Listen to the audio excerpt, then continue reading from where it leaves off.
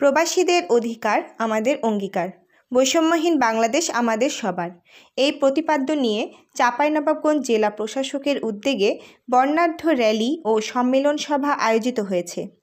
আজ 18 ডিসেম্বর বুধবার সকাল 11টায় চাঁপাইনবাবগঞ্জ জেলা প্রশাসকের উদ্যোগে একটি বর্ণাঢ্য র্যালি চাঁপাইনবাবগঞ্জ জেলা প্রশাসক চত্বর প্রদক্ষিণ করে আবার চত্বরটিতে এসে মিলিত হয়।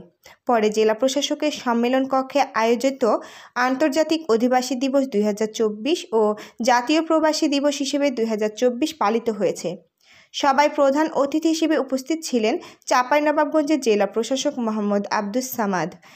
বিশেষ অতিথি হিসেবে উপস্থিত ছিলেন চাঁপাইনবাবগঞ্জের কারিগরি প্রশিক্ষক কেন্দ্রের অধ্যক্ষ জনাব মোহাম্মদ মঈনুদ্দিন।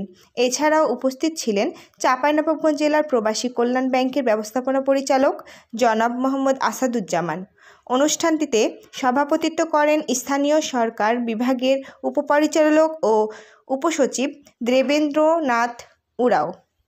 প্রধান অতিথির বক্তব্য রাখেন চাঁপাইনবাবগঞ্জের জেলা প্রশাসক মোহাম্মদ আব্দুস সামাদ। বলেন, প্রবাসীরা আমাদের দেশের প্রধান চালিকা শক্তি।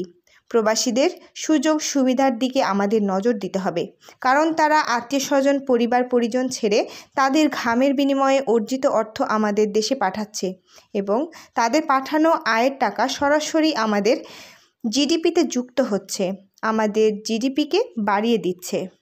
দিলার জামান বন্যা, ডিসিভি টিভি 24 নিউজ ডেস্ক।